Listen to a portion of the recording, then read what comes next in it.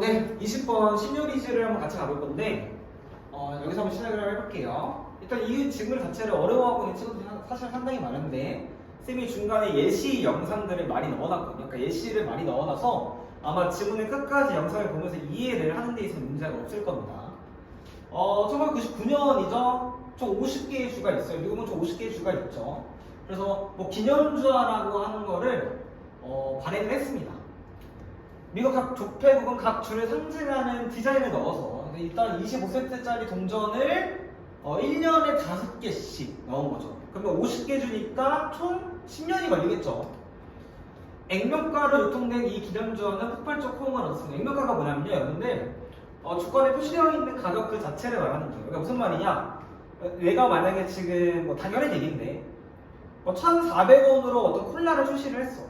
그럼 소비자들이 뭐 유통 과정도 막 포함되고 이러면 소비자들이 살 때는 막 1,800원, 막 1,900원을 살 때가 있잖아. 배송비용이라든지 다 포함해서. 근데 1,400원에 판다고 얘기가 나왔을 때 진짜 그걸 소비자들이 1,400원에 팔 수 있게끔 했다는 뜻이죠. 그러니까 무슨 말이냐? 25센트짜리 동전을 딱 판다고 이게 나왔다고 한다고 하면 이거 어떻게 보면 기념비하잖아. 그럼 여러분들 기념품을 사면 좀 더 비싸죠. 근데 좀 더 비싼 돈을 뭐 받는 게 아니라 진짜 25센트 돈만 받았다는 얘기입니다. 미국 인구의 뭐 절반가량이 이 주화를 수집한 것으로 조폐금을 추산했다. 무슨 말이냐? 이렇게 뭐 조사가 되었다라고 보실 수 있겠죠. 2008년을 끝으로 50종이 모두 나왔습니다. 여기서 질문이 하나 떠오르는데 미국 정부는 주화 발행을 얼마나 벌었을까라고 하는 게 의문문이죠. 그래서 1999년부터 2008년까지 총 10년 동안 했기 때문에 2008년에 끝났다고 보시는 게 맞아요.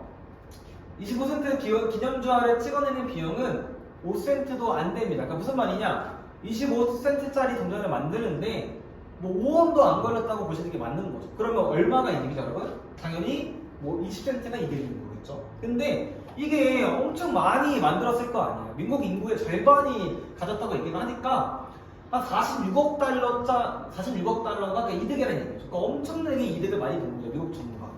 이처럼 정부나 중앙은행이 화폐를 발행함으로써 얻는 이익을 시뇰리즈라고 합니다. 이해됐나요? 즉 한마디로 46억 달러가 시뇰리즈가 되는 거겠죠. 50개의 주 기념주화처럼 시중에 유통되지 않고 수집품으로 남는다면 액면가와 발행 비용의 차익이 모두 시뇰리즈가 됩니다. 그러니까 무슨 말이냐면 이게 시중에 유통되지 않는다는 말이 무슨 말이냐면 여러분들이 만약에 이거 뭐 결제를 하거나 뭐 돈을 쓸 때 이 기념주화를 쓰지 않을 거 아니야. 그리고 오로지 수집품으로만 남는다고 했을 때는 뭐 다른 거가 계산할 필요가 없죠. 뭐 시중에 유통되는 거 뭐 계산할 필요가 하나도 없는 거죠. 그러니까 오로지 그냥 20센트, 그러니까 20달러가 아니라 20센트만 이득이 된다는 얘기죠. 근데 이 얘기가 왜 나왔냐면 지폐 얘기를 좀 하려고 나왔어요.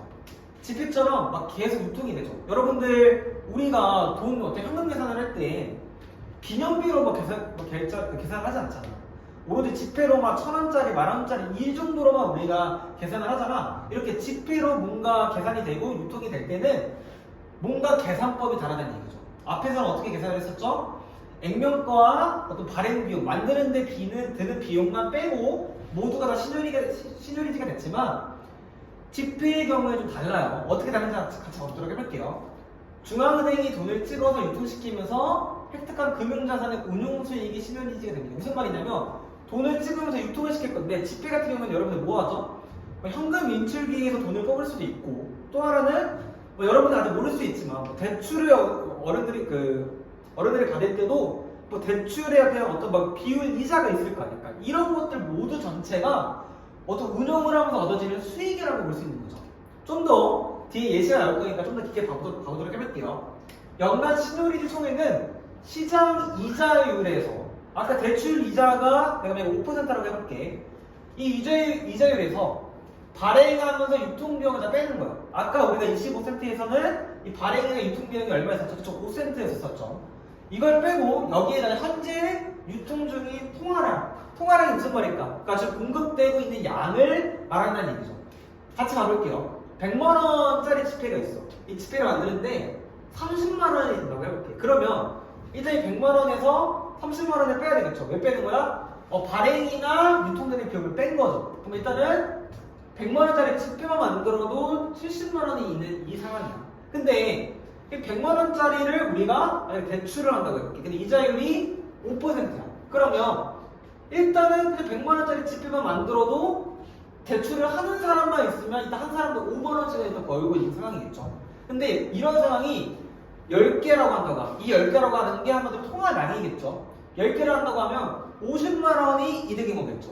그러니까 이 계산법이 사실 잘못되긴 했는데 일단은 100만 원짜리 지폐를 만들었을 때는 70만 원이 무조건 이득인 상황에서 이자율에다가 통화량까지 곱해서 만약에 뭐 50만 원일 수 있지만 사실 100개, 1000개, 10,000개 엄청나게 많이 될 수 있단 말이야. 그러니까 무슨 말이냐? 100만 원짜리 지폐를 만드는데 일단 최소 우리가 70만 원 이득에다가 사람이 하나인 경우에는 5만 원 이득을 봐서 75만 원이 무조건 이득이라는 얘기죠. 이해되셨나요, 여러분들? 그러니까 손해가 아니에요. 이해됐나요? 정부나 은행의 입장에서 만약에 지금 내가 설명해줬던 게 이해가 안 된다고 한다고 하면 선생님들 꼭 찾아와서 말씀해주세요. 신용리즈는 달리 인플레 세금이라고 부릅니다. 무슨 말이냐? 통화 공급을 늘려서 인플레이션이 생기면 기존의 통화의 가치가 줄어들고 그만큼 부가 중앙은행에 이전되기 때문입니다. 이거 말 다시 한번 설명해 줄게. 인플레이션 자체가 화폐량이 증가하는 거야. 그러면 가치가 하락해. 왜냐면 누구라도 다 100만 원짜리, 200만 원짜리 가지고 있으면 내가 가지고 있는 100만 원짜리가 휴지 조각이 되는 거겠지. 그러면 어떻게 돼? 물가가 상승하는 거야. 콜라가 하나에 만약에 10만 원, 20만 원 할 수도 있다고 생각하면 돼요. 이 인플레이션이라고 하는 게. 근데 왜 인플레이션 세금이냐? 찍어낸 화폐의 양이 증가를 합니다. 많이 찍겠죠? 그러면 화폐 가치가 똑같이 하락되고 물가가 상승하니까 이 신용리즈라고 하는 게 결국 인플레 세금이라고도 한다라고 얘기를 이해하시면 될 것 같아요. 이것이 국내에서만 이루어지면 사실 괜찮은데 국제금융결제 기축통화라는 말이 무슨 말이냐면 국제 간의 결제나 금융거래 기본이 되는 통화. 그러니까 무슨 말이냐면 달러나 뭐 유럽 같은 경우에는 뭐 유로라고 보시면 될 것 같아요. 그러니까 이런 경우까지 합쳐지면 좀 더 양이 많아진다는 얘기죠. 미국이 발권량을 늘려서 그로 인해 인플레이션이 생기면 전 세계 달러의 소유자로부터의 가치는 줄어들겠지. 그럼 물가는 상승하겠지. 그러니까 이러했을 때 신용리즈들이 모두 다 미국의 어떤 은행으로 들어간다. 그러니까 미국 정부로 들어간다라고 보시면 될 것 같아요. 제2차 세계대전 이후에 달러가 기축통화로 아예 결정이 났었잖아. 그러면 전 세계 사람들이 다 달러 쓰겠지. 근데 달러 받는 사람 누구야? 미국이겠지. 그러니까 미국은 돈을 엄청나게 벌고 있는 거죠. 월요일에 미국과 유럽의 중앙은행들은 금융기업의 유동성을 공급하기 위해 미국 달러의 무자 방치를 선언하였습니다. 이게 무슨 말이냐? 여러분들 흔히 약간 주식을 얘기를 한다고 하면 주식이 토요일하고 일요일은 안 합니다. 여러분들 모르겠지만 그러니까 월요일부터 금요일까지 평일에만 합니다. 그러니까 한마디로 월요일 날이 기준이 된 날이겠죠. 그럼 여러분들이 만약에 주말 동안에 어떤 기업에서 엄청나게 좋은 첨단 시술, 기업, 첨단 어떤 기술을 발견했다고 뉴스가 나왔어. 그러면 월요일 날에 그 기업의 주가를 사려고 엄청나게 많이 쓰겠죠? 그러니까 무슨 말이냐? 그러니까 한마디로 사려고 돈이 움직이는 순간 한마디로 뭐 신유리지도 더 많이 쓰이는 거겠죠. 왜냐하면 달러가 계속 쓰이는 거기 때문에. 그러니까 한마디로 월요일이라고 굳이 말하는 이유는 이 모든 어떤 은행의 중심이 월요일 날 시작이 되기 때문이라고 여러분들이 보시면 될 것 같아요. 미국의 연방준비위원회는 달러 발행해고 중앙은행 간의 환율의 상한을 확대할 의도입니다. 무슨 말이냐? 우리 계속 돈 많이 벌 거야 라고 얘기를 하고 있는 얘기죠. 신유리지 효과를 누리며 국제통화의 기준이 되는 미국 달러가 불을 뿐입니다. 한마디로 모든 거 했을 때 달러가 다 기준이 되니까 당연히 미국이 부를 수밖에 없는 얘기겠죠. 여기까지 하도록 하겠습니다.